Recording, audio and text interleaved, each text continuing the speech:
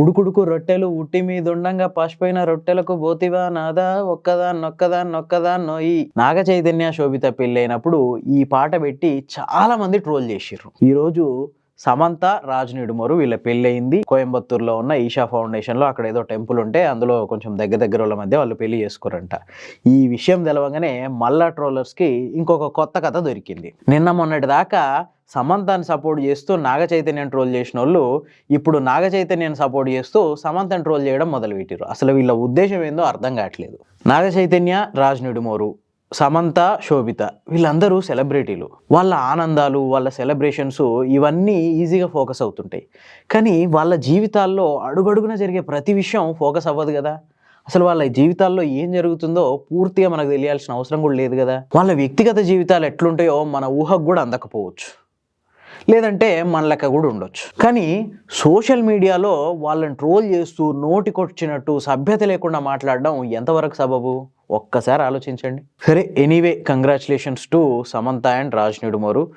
మీ భావి జీవితం చాలా మంచిగా కొనసాగాలని కోరుకుంటున్నా.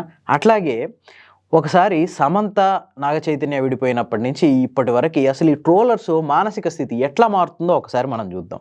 అసలు వాళ్ళకి ఏం కావాలో, అసలు ఎందుకు ఈ ట్రోలింగ్ స్టార్ట్ చేస్తారు, ఓన్లీ నోటిదోల తీర్చుకోవడానికా లేదంటే వ్యూస్ పెంచుకోవడానికా ఒకసారి చూద్దాం. నాగ చైతన్య సమంత విడాకులు తీసుకున్నప్పుడు వాళ్ళు కామ్గా వాళ్ళ పని ఏదో వాళ్ళు చేసుకున్నారు. ఒకరి మీద ఒకరు ఆరోపణలు చేసుకోలేదు, నువ్వు ఇట్లా నేను ఇట్లా అని బజార్లో పడి కొట్లాడుకోలేదు.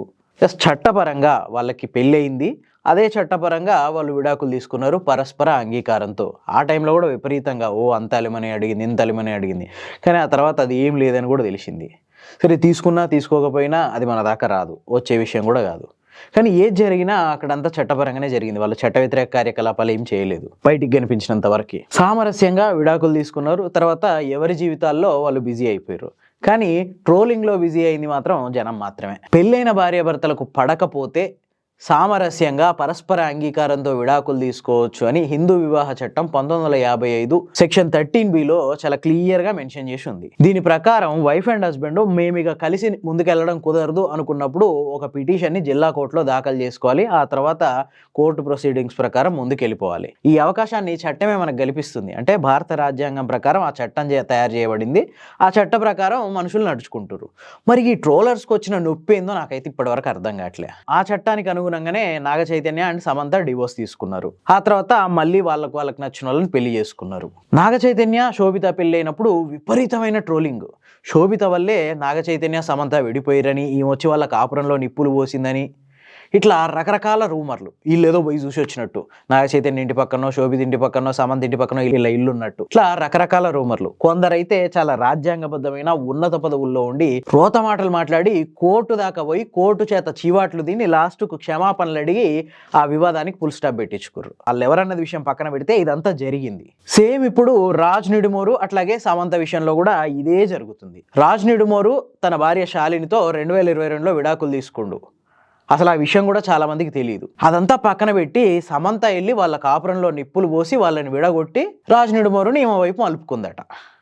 ఈ ట్రోలింగ్ స్టార్ట్ అయింది ఇప్పుడు. అరే, మీరు చూసి వచ్చిర్రా రాజ్ నిడుమోరు తన భార్యతో ఎందుకు విడాకులు తీసుకుండ్రో వీళ్ళంతా వెళ్ళి కలిసి చూసి వచ్చిర్రా? అసలు వీళ్ళెవరు జడ్జ్ చేయడానికి? వాళ్ళిద్దరు చట్ట ప్రకారంగా విడిపోయిర్రు. ఒక భార్య నుంచి విడాకులు పొందిన ఒక భర్త, ఆయనే రాజ్ నిడుమోర్, అట్లాగే ఒక భర్త నుంచి విడాకులు పొందిన ఒక భార్య, ఆమె సమంత.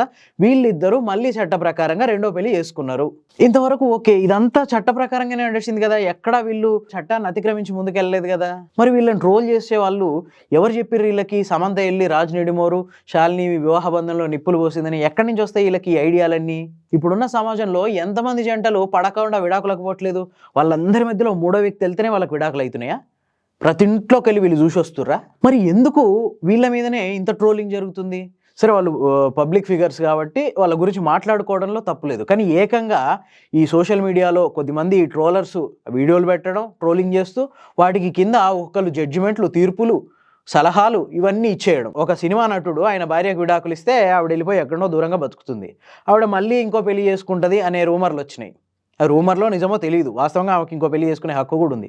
కానీ ఆ కింద ఈ మాజీ భర్త భక్తులు వాళ్ళంతా కింద, వదినా ప్లీజ్ నువ్వు మళ్ళీ పెళ్లి చేసుకుంటే మా అన్న పరువు వద్దంట. అరే, ఆ విడాకులు ఇచ్చేసి వెళ్ళిపోయింది, ఆమెకి ఇంకో పెళ్లి చేసుకునే హక్కు ఉంది.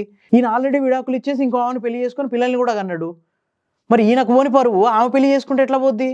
అసలు ఏంది, ఎక్కడికి పోతుంది, ఎక్కడ ఏ మైండ్తో ఆలోచిస్తున్నాం మనం? ఇట్లాంటి సిచ్యుయేషన్ మన ఫ్యామిలీలోనే ఒక ఫ్యామిలీ మెంబర్కి వస్తే ఇట్లనే రెస్పాండ్ అవుతామా మనం?